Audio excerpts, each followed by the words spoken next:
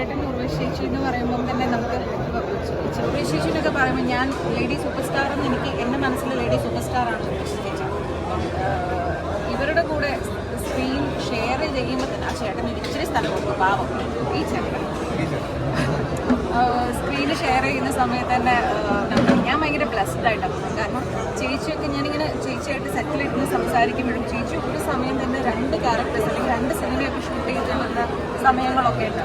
അപ്പോൾ ഒരെണ്ണത്തിൽ ഭയങ്കര സാധുവായിട്ടുള്ള സ്ത്രീ, മറ്റേതിൽ ഭയങ്കര പൊട്ടിപ്പെണ്ണായിട്ടുള്ളത്. എനിക്ക് ഇതെങ്ങനെയാണ് ചേച്ചി ഒരു ദിവസം തന്നെ അല്ലെങ്കിൽ എറ്റ് ടൈം 2 ക്യാരക്ടറും മാറി ചെയ്യാൻ പറ്റുന്നത്. അപ്പം ഇങ്ങനത്തെ ചേച്ചിയുടെ കുറേ എക്സ്പീരിയൻസ് ഒക്കെ കേൾക്കാൻ പറ്റും.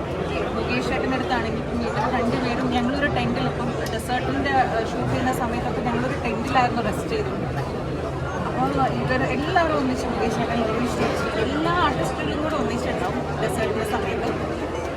ഇവരുടെ മുകേഷ് ചേട്ടൻ ഉറച്ചിച്ച് ഇവരുടെ ഒരുപാട് പഴയ കഥകളൊക്കെ ഇത് പറയും. ഇവരുടെ ഒരുപാട് അനുഭവങ്ങളും കഥകളൊക്കെ പറയുമ്പോൾ നമുക്കതിനകത്തുനിന്ന് കുറേ കാര്യങ്ങൾ പഠിക്കാനോ കാര്യങ്ങളൊക്കെ പറ്റിയിട്ടുണ്ട്. പിന്നെ ഇവർ പ്രത്യേകിച്ച് ഈ സബ്ജക്റ്റിന് ഹ്യൂമർ ആയതുകൊണ്ടും മുകേഷ് ചേട്ടനും ഉർവശിക്കും ഹ്യൂമറിൽ ഭയങ്കര കിങ് ആയിട്ടുള്ളത് കൊണ്ടും എനിക്ക് ആദ്യം എങ്ങനെയാണ് ഇവരെ അടുത്ത് പിടിച്ചു നിൽക്കാൻ പറ്റുന്നത് എന്നുള്ളൊരു പിന്നെ ഞാൻ പിടിച്ചു നിൽക്കാന്നുള്ളത് വേണ്ട, കാരണം എത്തിത്തില്ല എന്ന് എനിക്ക് നന്നായിട്ട് അറിയാം ചേച്ചിയുടെ അടുത്തൊക്കെ. എന്നാലും എനിക്കൊന്ന് ട്രൈ ചെയ്യണമെന്നുണ്ടായിരുന്നു ഞാൻ. കാരണം ഇതുവരെ ഞാനൊരു ഹ്യൂമർസ് അല്ലെങ്കിൽ കൂളായിട്ടുള്ള ഒരു കാര്യം ഞാൻ ഇതുവരെ ട്രൈ ചെയ്തിട്ടില്ല. എനിക്കതൊന്ന് ശ്രമിക്കണമെന്നുണ്ടായിരുന്നു. അങ്ങനെ ശ്രമിച്ചു. പഠിപ്പിക്കാതെ തോന്നുന്ന പടം കണ്ടു. ഈ വിവാഹത്തിന് ശേഷം സജീവമായിട്ട് സിനിമയിൽ ഇല്ലല്ലോ? അധികം പടമൊന്നും വന്നില്ല. അല്ല, കല്യാണത്തിന് മുമ്പ് ഇങ്ങനെയൊക്കെ തന്നെയായിരുന്നല്ലോ ഞാൻ അഭിനയിച്ചുകൊണ്ട്. ഞാൻ